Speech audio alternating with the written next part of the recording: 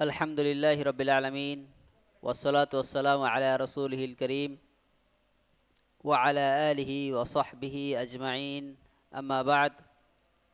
শেখ আব্দুর রহমান আস-সা'দীর রাহিমাহুল্লাহর মানহাজুস সালিকিন বই থেকে আজকের বিষয় হলো বাবুন নাফাকাত লিজাওজাত ওয়াল আকারিবি ওয়াল মামালিকি ওয়াল হাদানা। খরচের অধ্যায়। স্ত্রী, আত্মীয় স্বজন, দাস দাসী এবং সন্তান সন্ততি লালন পালন বিষয়। ওয়া আলাল ইনসান নাফাকাতু যাওজাতিহি ওয়া কিসওয়াতুহা ওয়া মাসকানুহা বিল মা'রুফ বিহাসাবি হালি যাওজ লিকাউলিহি তাআলা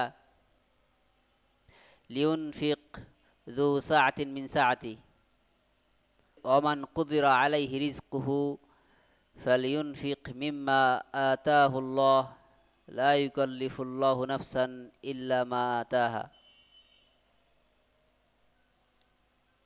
ওয়া ইলজামু বিল ওয়াজিবি মিন যালিকা ইযা তালাবাত।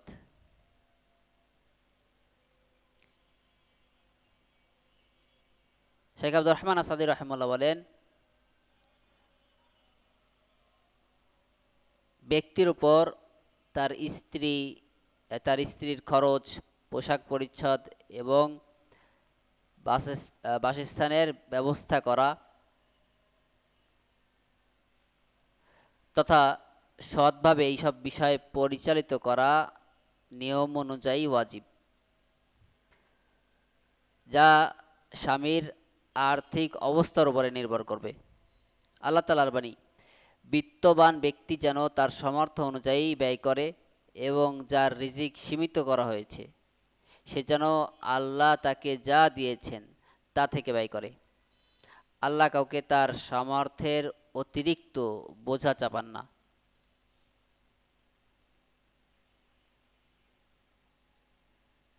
আর স্ত্রী দাবি করলে এর মধ্যে থেকে ওয়াজিব পরিমাণ খরচ প্রদান করা স্বামীর জন্য বাধ্যতামূলক। النفقات جمع نفقة وهي ما يجب على الإنسان بسبب النكاح والقرابة والملك، والمراد بها بذل الطعام والشراب والكسوة والسكن لمن وجب له.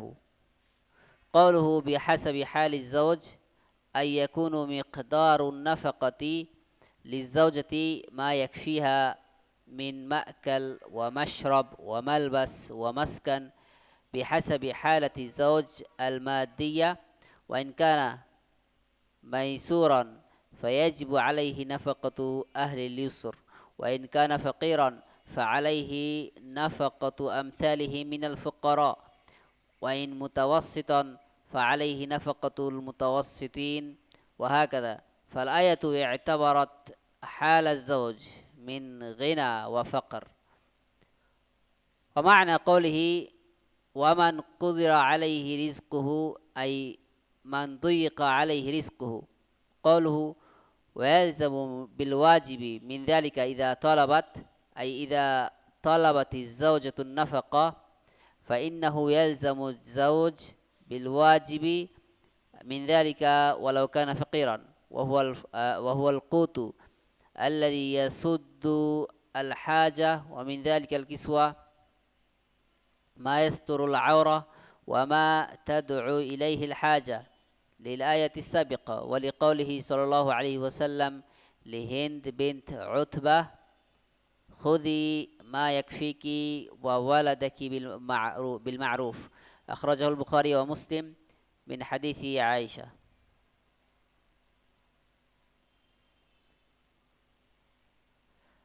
খরচ নাফাকা এর বহুবচন হলো নাফাকাত। এর শাব্দিক অর্থ এমন খরচ যা বিবাহ, আত্মীয়তার সম্পর্ক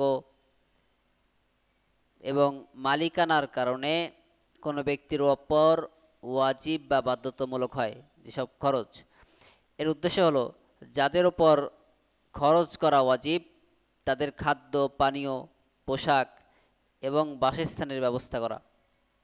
স্বামীর আর্থিক অবস্থা অনুযায়ী এই কথাটির অর্থ হলো স্ত্রীর জন্য খাদ্য পানীয়, পোশাক এবং বাসস্থানের ক্ষেত্রে যে পরিমাণ খরচ প্রদান করতে হবে তা স্বামীর আর্থিক অবস্থার উপরে নির্ভর করবে।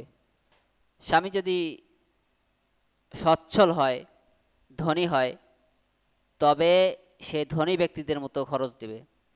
আর যদি সে দরিদ্র হয়, তবে সে দরিদ্রদের মতো খরচ দিবে। আর মধ্যবিত্ত হলে সে মধ্যবিত্তদের মতো খরচ দিবে। এভাবেই এই আয়াতে স্বামীর সচ্ছলতা ও অসচ্ছলতা অথবা তথা আর্থিক অবস্থাকে বিবেচনা করা হয়েছে। আর আল্লাহ তাআলার বাণী, যার রিজিক সীমিত করা হয়েছে, এর অর্থ হলো যাকে আর্থিক সংকটে ফেলা হয়েছে বা যার রিজিক সংকুচিত করা হয়েছে, যার রিজিক কম, অর্থাৎ সে তার অবস্থা অনুযায়ী সে ভরণ পোষণ দিবে।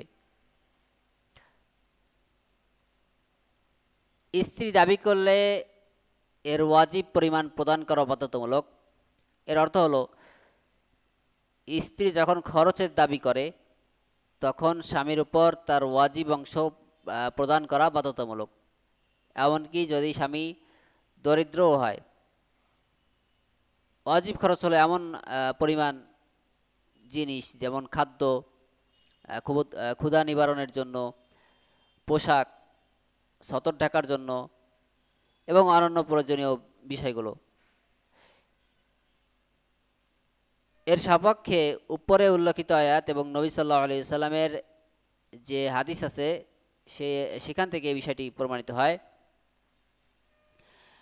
আর তিনি হিন্দ বিনতে উতবা রাদিয়াল্লাহু আনহাকে বলেছিলেন, তোমার এবং তোমার সন্তানের জন্য যা যথেষ্ট হয় তা ন্যায়সঙ্গতভাবে গ্রহণ করো, তোমার স্বামীর সম্পদ থেকে তা গ্রহণ করো। وفي حديث جابر الذي رواه مسلم: ولهن عليكم رزقهن وكسوتهن بالمعروف وعلى الإنسان نفقة أصوله وفروعه الفقراء إذا كان غنيا।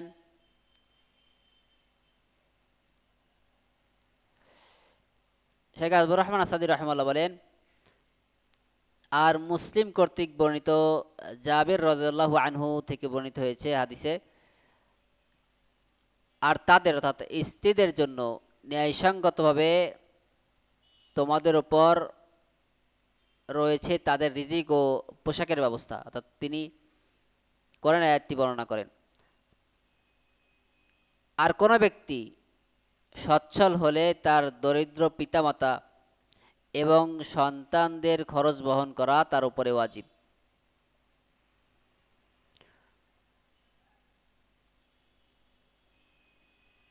هو حديث جابر في وصف حجة في وصف حجة النبي صلى الله عليه وسلم، وقد أخرجه مسلم مطولا.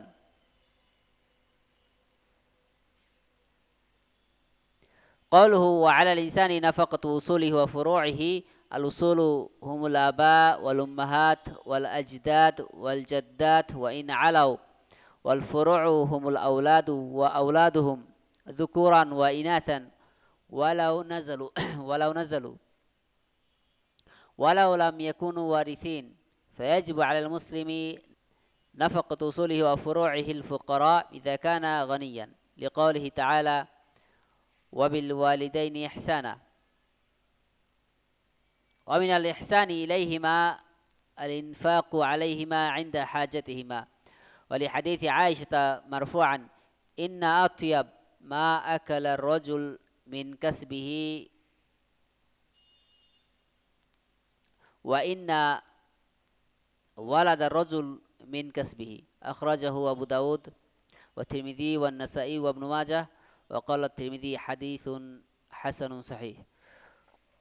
ولحديث أنت ومالك لوالدك وقد تقدم، وقال تعالى وعلى المولود له رزقهن وكسوتهن بالمعروف فأوجب على الأب نفقة أم ولده لكي تقوم تجاه الولد بما يجب من طعام ورعاية. ونقل ابن المنذر إجماع العلماء على وجوب النفقة على الأولاد الصغار وعلى الوالدين الفقيرين الذين لا مال لهما ولا كسب.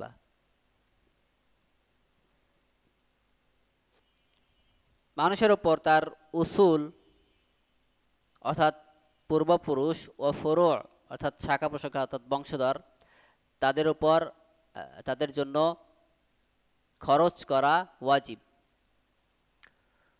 উসুল অর্থাৎ পূর্বপুরুষ অর্থাৎ বাবা মা দাদা দাদি বা তার উপরের পূর্বপুরুষগণ, আর ফুরু বংশধর অর্থাৎ সন্তান সন্ততি, তাদের সন্তান সন্ততি নাতি, তারা ছেলে হোক কিংবা মেয়ে, যত নিচের স্তরের হোক না কেন,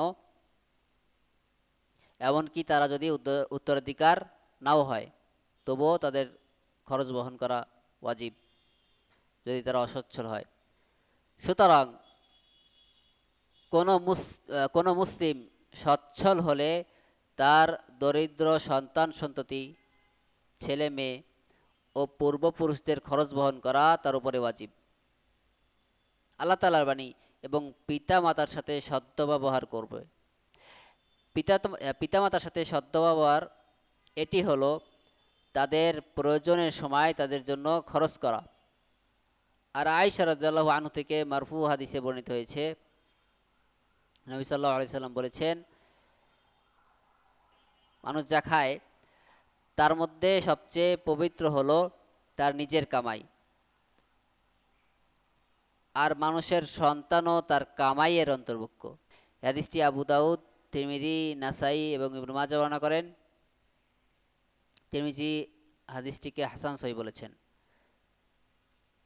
পাশাপাশি এই হাদিস থেকে ওই বিষয়টি প্রমাণিত হয়, নবী সাল্লাল্লাহু আলাইহি সাল্লাম বলেছেন, তুমি এবং তোমার সম্পদ তোমার পিতার। আর এই হাদিসের আলোচনা পূর্বে আমরা করেছি। আল্লাহ তাআলা আরো বলেন, যার সন্তান জন্ম নিয়েছে নিয়ম অনুযায়ী তার উপর মায়ের খাদ্য ব্যবস্থা করার দায়িত্ব রয়েছে। এর মাধ্যমে আল্লাহ সন্তানের বাবার উপর সন্তানের মায়ের খরচের দায়িত্ব ওয়াজিব করেছেন, যাতে মা সন্তানের প্রতি তার প্রয়োজনীয় খাদ্য ও যত্নের দায়িত্ব যথাযথভাবে পালন করতে পারেন। ইবনুল মুনযির ছোট সন্তানদের এবং এমন দরিদ্র পিতামাতা যাদের কোনো সম্পদ বা উপার্জনের মাধ্যম নেই তাদের জন্য খরচ বহন করাকে ওয়াজিব বলেছেন, এবং তিনি বলেছেন যে এ বিষয়ে উলামায়ে কেরামের ইজমা রয়েছে। ওয়াকাযালিকা মান ইয়ারিসুহু বিফারদিন আও তা'সীবিন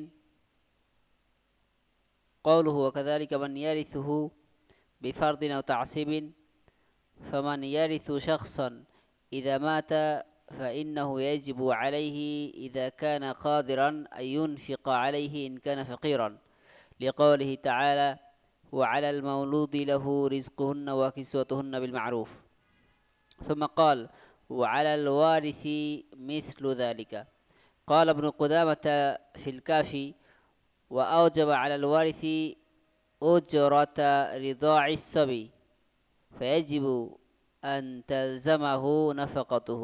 وقال ابن كثير في تفسيره وقد استدل بذلك من ذهب من الحنفية والحنابلة إلى وجوب نفقة الأقارب بعضهم على بعض، وهو مروي عن عمر بن الخطاب وجمهور السلف، ويرجح ذلك بحديث الحسن عن سمرة مرفوعا من ملك ذا رحم محرم عتق عليه. وعن طارق المحاربي قال قدمنا المدينة فإذا رسول الله صلى الله عليه وسلم قائم على المنبر يخطب الناس وهو يقول يد المعطي العليا وابدأ بمن تعول أمك وأباك وأختك وأخاك ثم أدناك أدناك.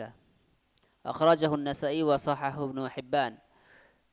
وإذا كان للفقير وارث أو أكثر فنفقتهم عليهم على قدر إرثهم منه، لأن الله تعالى رتب النفقة على الإرث فيجب أن يترتب في المقدار عليه. فلو كان له وجد فعلى الأم ثلث النفقة وعلى الجد الباقي، لأنهما يرثان كذلك. ولو كان له ابن وبنت فالنفقة بينهما أثلاثا كالميراث.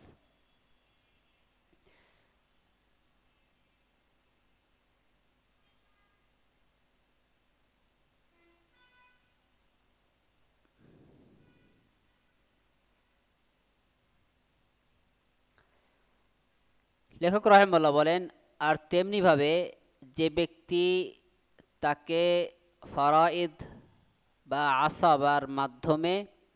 আসাবার সূত্রে উত্তরাধিকার সূত্র লাভ করে,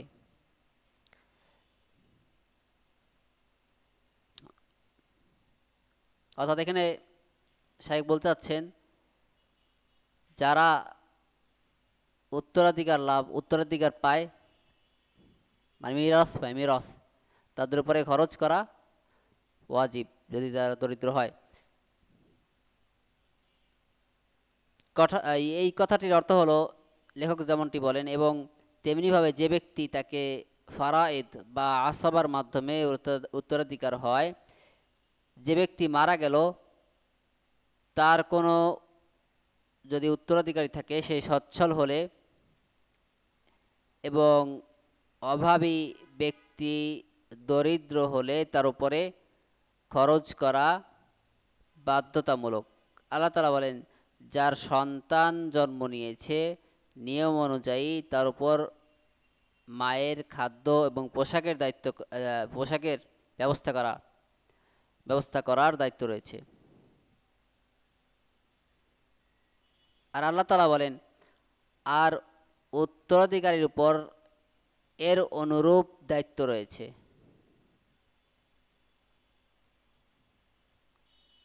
ইবনে কুদামা তার আল কাফি গ্রন্থে বলেন, আল্লাহ তাআলা উত্তরাধিকারীর উপর শিশুর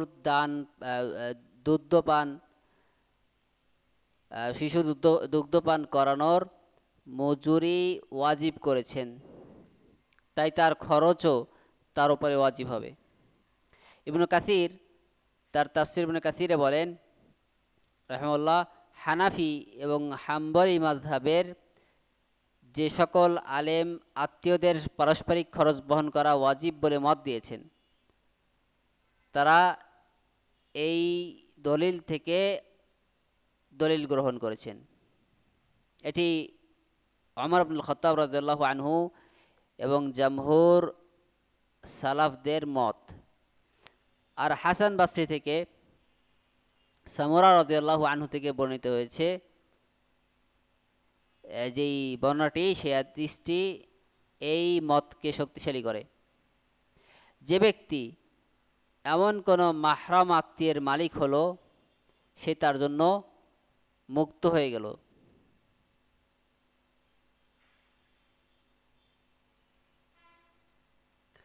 তারিক আল মুহারিবি রাহিমাহুল্লাহ বলেন, রাহিমাহুল্লাহ থেকে বর্ণিত,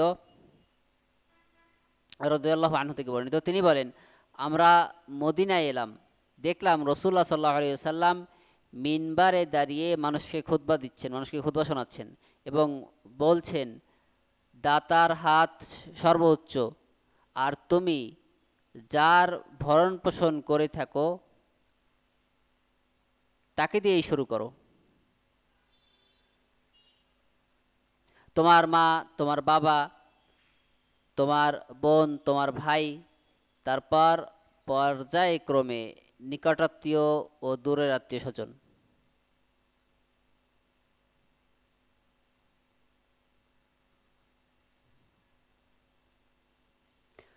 অতএব কোনো দরিদ্র ব্যক্তির যদি একজন বা একাধিক উত্তরাধিকারী থাকে, তবে তাদের মিরাসের অংশের অনুপাতে তার খরচের দায়িত্ব তাদের উপরে বর্তাবে। কারণ আল্লাহ তাআলা খরচের বিধানকে উত্তরাধিকারের সাথে যুক্ত করেছেন, তাই এর পরিমাণও এর উপরে নির্ধারিত হবে। যেমন কারো যদি মা ও দাদা থাকে, তবে খরচের 1/3 মায়ের উপর এবং বাকি অংশ দাদার উপরে বর্তাবে, কারণ তারা এইভাবেই উত্তরাধিকার পেয়ে থাকেন। আর যদি তার একটি ছেলে ও একটি মেয়ে থাকে, তবে উত্তরাধিকারীর মতো তাদের মধ্যে খরচের অনুপাত হবে 3/2 ও 1 ভাগ।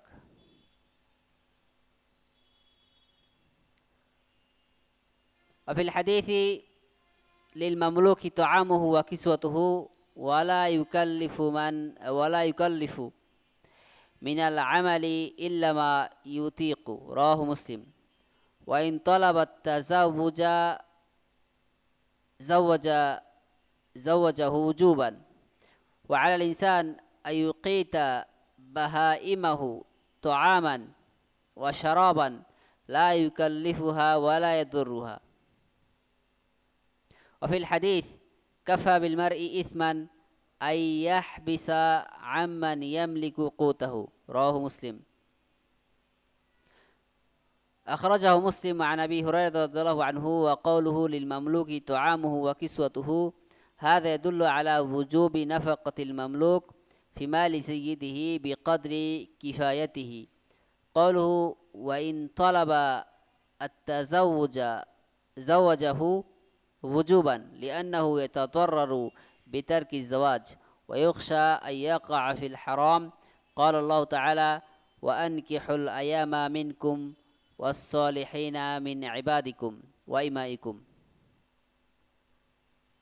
قوله على الإنسان أن يقيت بهائمه طعاما وشرابا أي يقدم لها ما يصلح لها من الطعام والماء، لحديث ابن عمر أن النبي صلى الله عليه وسلم قال عذبت امرأة في هرة سجنتها حتى ماتت فدخلت فيها النار، لا هي أطعمتها ولا سقتها إذ حبستها ولا هي تركتها تأكل من حشاش الأرض.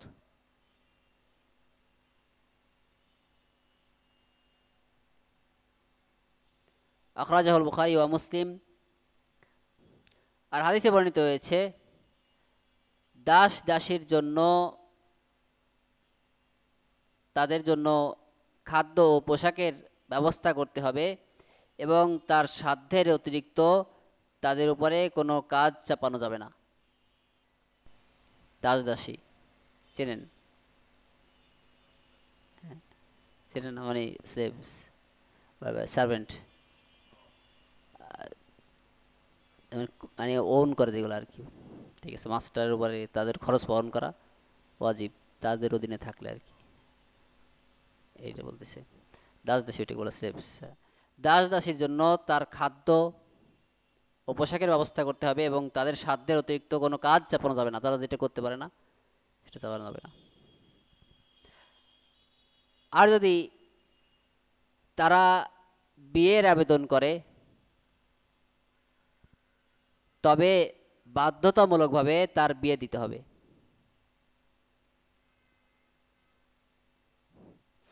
আর মানুষের দায়িত্ব হলো তার গবাদি পশু পাখি তাদের খাদ্য ও পানি দিয়ে তাদেরকে পুষ্ট রাখা, তাদেরকে না খেয়ে না রাখা, তাদেরকে ক্ষুধার্ত না রাখা।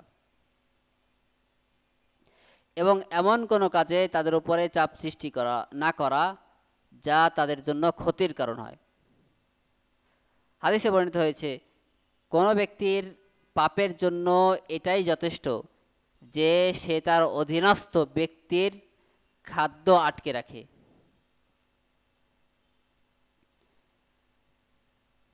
হাদিসটি মুসলিম বর্ণনা করেছেন। আবু হুরায়রা রাদিয়াল্লাহু আনহু থেকে মুসলিমের হাদিস বর্ণিত হয়েছে, সেখানে বর্ণিত হয়েছে দাস দাসীর জন্য তার খাদ্য পোশাকের ব্যবস্থা করতে হবে। এই দ্বারা প্রমাণিত হয় যে মালিকের সম্পদের মাধ্যমেই যথেষ্ট পরিমাণ, মানে দাস দাসীর জন্য যেটা যথেষ্ট সেই পরিমাণ তাদের জন্য খরচ করতে হবে।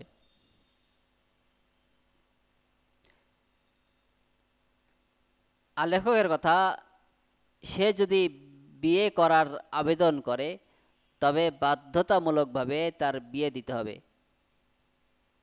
কারণ বিয়ে থেকে বিরত থাকলে সে ক্ষতিগ্রস্ত হতে পারে এবং তার হারামে লিপ্ত হওয়ার আশঙ্কা থাকে। আল্লাহ তাআলা বলেন, আর তোমাদের মধ্যে যারা অবিবাহিত এবং তোমাদের দাস দাসীদের মধ্যে যারা সৎ তাদের বিয়ে দাও। তাদের সে এমনকি বিয়েও দিতে হবে যদি যদি ফিমেল না হয়, ফিমেল তো ভিন্ন কথা, যদি মাস্টার পুরুষ হয়। আর যদি স্লেভ হয় মেল, তাহলে ওই তাকে তার বিয়ে ব্যবস্থা করতে হবে। এটা আর কি বলছে, বিশ্ব যদি ভালো হয়, চরিত্রবান হয়।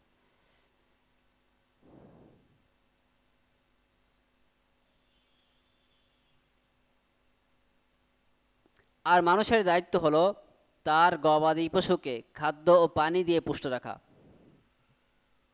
তাদেরকে ক্ষুধার্ত না রাখা, অর্থাৎ তাদের জন্য খাদ্য ও পানির উপযোগী ব্যবস্থা করা, খাদ্য এবং পানির ব্যবস্থা করা। আব্দুল্লাহ ইবনে ওমর রাদিয়াল্লাহু আনহু থেকে বর্ণিত হাদিসে আছে, নবী সাল্লাল্লাহু আলাইহি সাল্লাম বলেছেন, একটি বিড়ালের কারণে এক নারীকে শাস্তি দেওয়া হয়েছিল। সে বিড়ালটিকে আটকে রেখেছিল, এমনকি সেটি মারা যায়, যার ফলে ওই মহিলা জাহান্নামে প্রবেশ করে। না সে তাকে আটকে রাখার সময় খাদ্য পানি দিয়েছিল, আর না সে তাকে ছেড়ে দিয়েছিল যাতে সে বাইরে গিয়ে কীটপতঙ্গ পোকামাকড় খেয়ে বাঁচতে পারে। হাদিসটি বুখারী এবং মুসলিম বর্ণনা করেছেন। তো পশু পাখির ক্ষেত্রেও তাদেরকে রাখলে তাদের খাদ্য পানীয় দিতে হবে। বিড়াল বা পাখি তাদেরকে জায়েজ ঘরের মধ্যে রাখা, আটকে রাখা এমনকি, কিন্তু খাদ্য পানীয় দিতে হবে। এই হাদিসটা তার উল্লেখ করা হয়েছে যে এক মহিলা জাহান্নামে গেছে বা তাকে শাস্তি দেওয়া হয়েছে কিসের কারণে, ওই বিড়ালকে আটকে রাখছিল, তারপরে ওই বিড়ালটা মারা যায় না খেয়ে।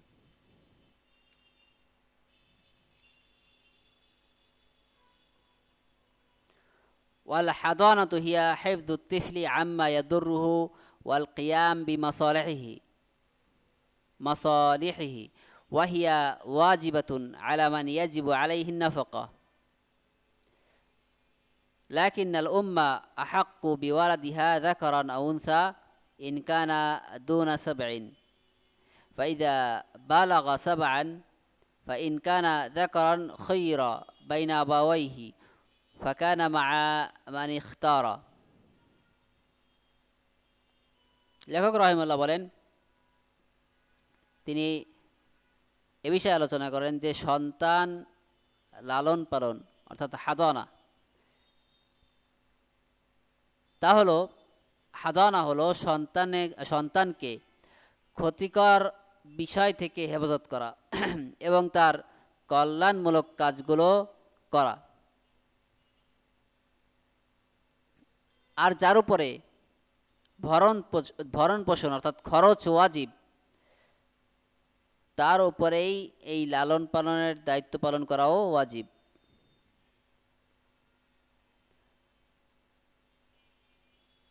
সন্তান ছেলে হোক কিংবা মেয়ে হোক, যদি সে 7 বছরের নিচে হয় তবে তার মাই তার লালন পালনের অধিক হকদার। আর যখন সে 7 বছরে পৌঁছাবে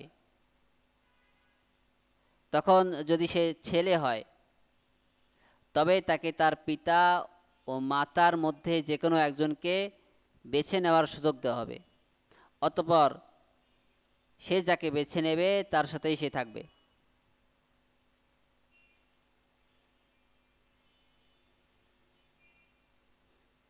এখন আলোচনা করা হচ্ছে যে কি বলা হয় ইংলিশ এটাকে,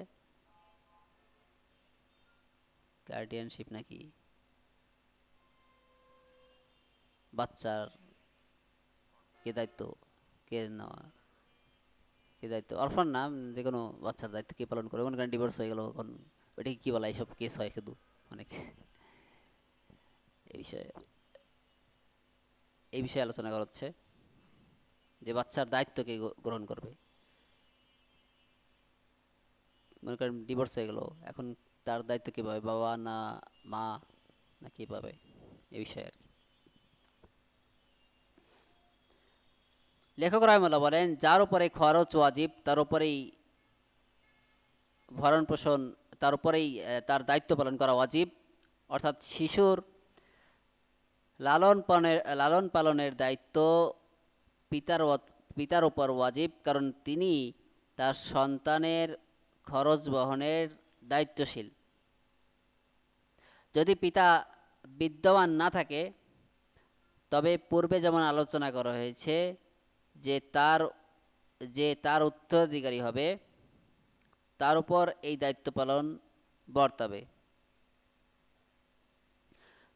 তবে লেখকের কথা, তবে মা তার সন্তানের অধিক হকদার। মায়ের হককে অগ্রাধিকার দেওয়া হয়েছে কারণ সন্তানের প্রতি তার স্নেহ ও ভালোবাসা সবচেয়ে পরিপূর্ণ।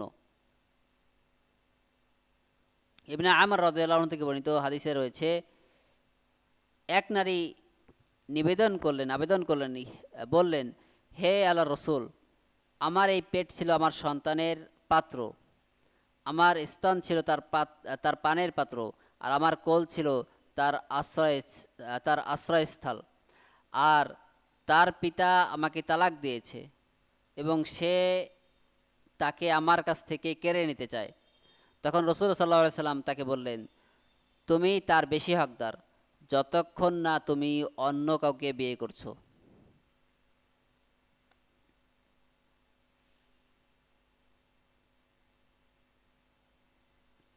লালন পালনের ক্ষেত্রে মা অন্যদের চেয়ে অগ্রাধিকার পাবেন, এ বিষয়ে ওলামায়ে কেরাম একমত হয়েছেন।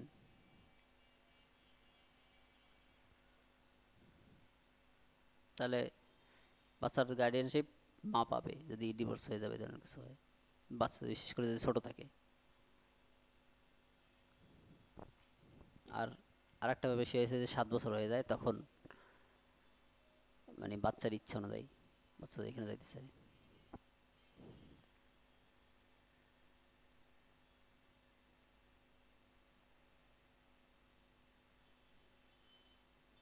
আর লেখকের কথা, আর যখন সে 7 বছরে পৌঁছাবে তখন যদি সে ছেলে হয় তবে তাকে পিতামাতার মধ্যে বেছে নেওয়ার সুযোগ দেওয়া হবে। আবু হুরায়রা রাদিয়াল্লাহু আনহু থেকে বর্ণিত হাদিসে বলা হয়েছে, এক নারী রাসূলুল্লাহ সাল্লাল্লাহু আলাইহি ওয়াসাল্লামের কাছে এসে বললেন, আমার পিতামাতা আপনার জন্য উৎসর্গ হোক, আমার স্বামী আমার সন্তানকে নিতে চায়, অথচ সে আমার অনেক উপকারে এসেছে এবং আবু আনাবা কূপ থেকে আমাকে পানি পান করিয়েছে। এমন সময় তার স্বামী সেখানে এসে বলল, আমার সন্তানের ব্যাপারে কে আমার সাথে বিবাদ করছে? তখন নবী সাল্লাল্লাহু আলাইহি ওয়াসাল্লাম বললেন, হে বালক, এই হলো তোমার বাবা আর এই হলো তোমার মা, এখন যার হাত চাও তা ধরো, আর যার সাথে যেতে চাও তার সাথে তুমি চলে যাও। তখন সে তার মায়ের হাত ধরে ফেললো এবং তার মা তাকে নিয়ে চলে গেল। ওয়াইন কানাত উনসা ফাইন্দা মান ইয়াকুমু বিমাসলাহাতিহা মিন উম্মিহা আও আবিহা ওয়ালা ইউতরাকু আল মাহদুন বিয়াদি মান লা ইয়াসুনুহু ওয়া ইউসলিহুহু قوله وإن كانت أنثى إلى آخره فالأنثى لا تخير وإنما تكون عند الأصلح والأحفظ لها فإن كانت الأم متزوجة من زوج غير مرضي في دينه فتكون عند أبيها وكذا إن كان الأب غير مرضي في دينه كونها عند الأم أحفظ فتكون عند الأم وهكذا وقوله ولا يترك المحدون بيد من لا يصونه ولا يصلحه لأن وجوده كعدمه فتنتقل الحضانة عند إلى من يليه। আর যদি সন্তান কন্যা হয় মানে মেয়ে হয় তবে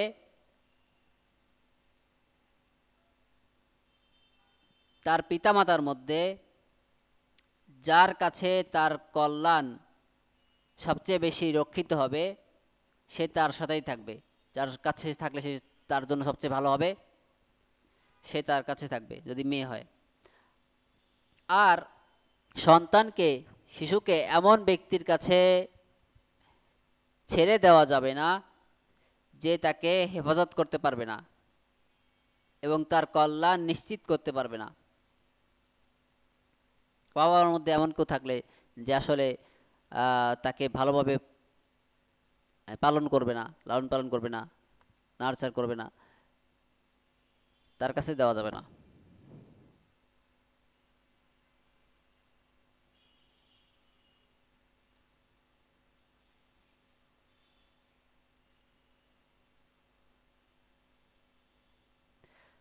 লেখকের কথা, আর কন্যা আর যদি সন্তান শিশুকন্যা হয়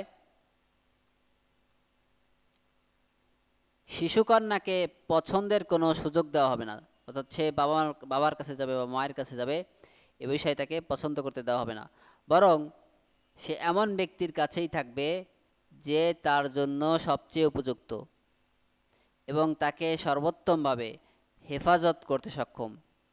উদাহরণস্বরূপ, মা যদি এমন কাউকে বিয়ে করে যার দিনদারি সন্তোষজনক নয় তবে সে তার পিতার কাছে থাকবে। তেমনিভাবে পিতা যদি দিনদারির দিক থেকে সন্তোষজনক না হয় এবং মায়ের কাছে থাকাটাই যদি এখানে ভালো হয় তবে সে মায়ের কাছে থাকবে। এভাবেই এই বিষয়টি নির্ধারণ করতে হবে।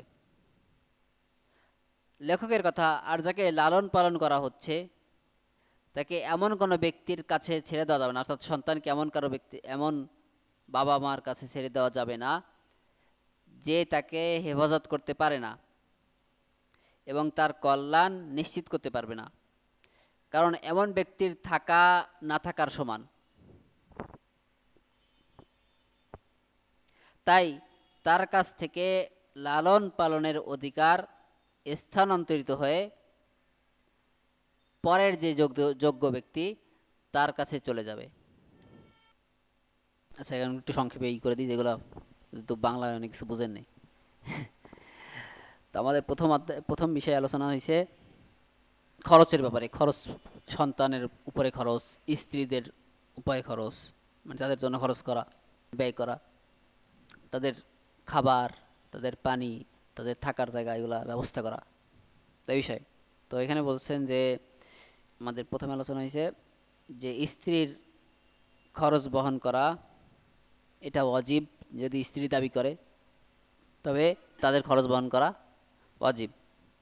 আর সন্তান, বাবা মা বা সন্তান তারা যদি দরিদ্র হয়, তারা যদি গরিব হয় তবে তাদের খরচ বহন করা কি ওয়াজিব।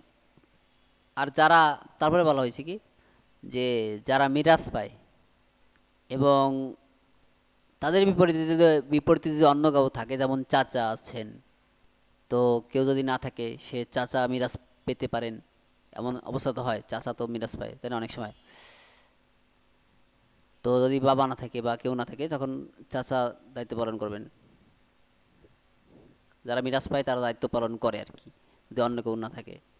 এমনকি যদি বাবা না হয়, সাধারণত দায়িত্ব পালন কে করে, মানে খরচের বহন কে করে? বাবা, বাবা মা ভাই, তারা। কিন্তু তারা যদি না থাকে তাহলে আরও একটু দূরের আত্মীয় যারা আছেন তারা করেন।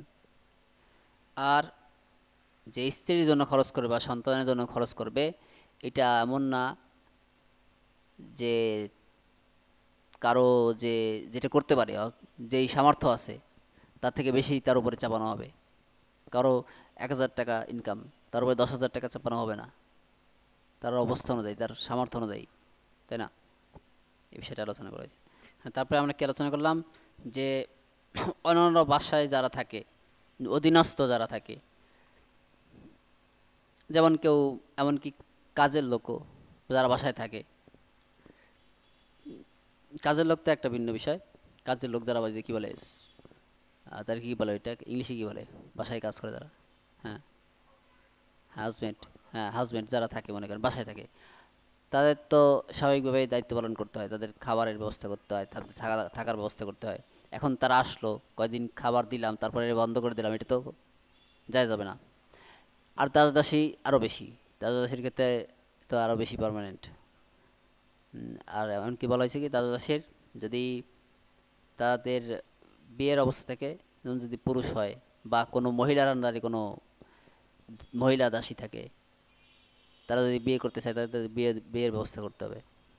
তারপরে আমাদের পশু পাখির ব্যাপারে আলোচনা হয়েছে, যে যে সকল পশু পাখি আমরা রাখি, কাছে রাখি, আটকে রাখি বা বসায় রাখি, তাদের খাবার পানীয়ের ব্যবস্থা করতে হবে যাতে তাদের কষ্ট না হয়। আর যাদের, যেই সকল পশুদেরকে দিয়ে আমরা কাজ করাই, যেমন করেন উট বা ঘোড়া বা কি বলে, এই ধরনের বোঝা বহন করে, এখন তার এগুলো করে না কিন্তু আগে করতো। এদের ক্ষেত্রে এদের খাদ্য পানীয় যেটা আছে ভালো করে সেটা করতে হবে, আর তাদের উপরে অতিরিক্ত কাজ চাপানো যাবে না। যেমন মনে করেন ঘোড়ার উপরে মাল জিনিস টানা হয় বা গাধা, তা 10 কেজি পারে, 20 কেজি 50 কেজি টানা জায়েজ হবে না। তারপরে আমাদের এখন আলোচনা আসলো আসতে যে সন্তানের লালন পালন, একটা হলো খরচ বহন করা যেমন খাদ্য পানীয়, আর একটা হলো লালন পালন, কার কাছে সে থাকবে, কে তার বিষয়গুলো দেখবে, কোথায়, মানে কোথায় ঘুমাবে ইত্যাদি। এটা বলা হয়েছে যে মা বাচ্চার যে হাদানা বা মানে গার্ডিয়ানশিপ, এটার দায়িত্ব মা বেশি পাবে, মা পাবে প্রথমত।